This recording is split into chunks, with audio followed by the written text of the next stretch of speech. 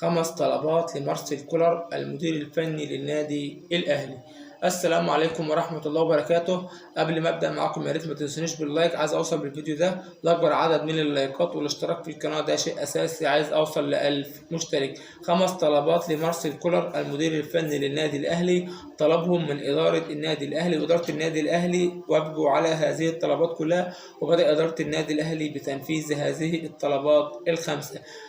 أول طلب معايا مارسيل كولر طلبه التجديد لمحمد الشناوي لمدة موسمين، وتعديل المقابل المادي بعد ما جه للاعب وللنادي الأهلي عرضين من الدوري السعودي، عرض من اتحاد جدة السعودي والعرض الثاني من النصر السعودي.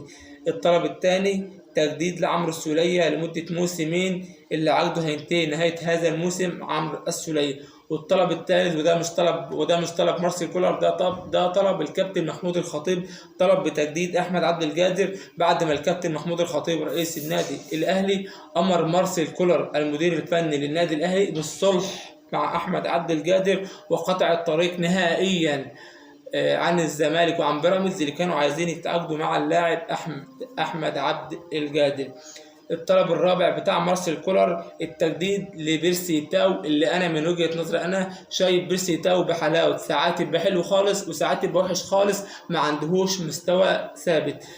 الطلب الخامس بتاع مارسيل كولر التجديد لمحمد عبد المنعم، اللي مارسيل كولر ماسك في محمد عبد المنعم بايده واسنانه، وقال محمد عبد المنعم وجوده في النادي الاهلي زي بقائي مع النادي الاهلي. التجديد لمحمد عبد المنعم وعدم رحيله عن النادي الاهلي الا في حاله واحده فقط لا غير، ان يجي عرض بمقابل مادي كبير، يجي عرض بمقابل مادي كبير يليق بالنادي الاهلي اولا ويليق باللاعب ثانيا، ويكون النادي اللي هيقدم عرض للنادي الاهلي يكون نادي مشهور او نادي كبير يليق بمحمد عبد المنعم. وبس كده اكون وصلت معاكم لنهايه فيديو النهارده. اتمنى منكم اي حد يكون شاهد الفيديو لحد دلوقتي يا ريت ما يبخلش عليا باللايك والاشتراك في القناه، ده شيء اساسي، عايز اوصل ل1000 مشترك.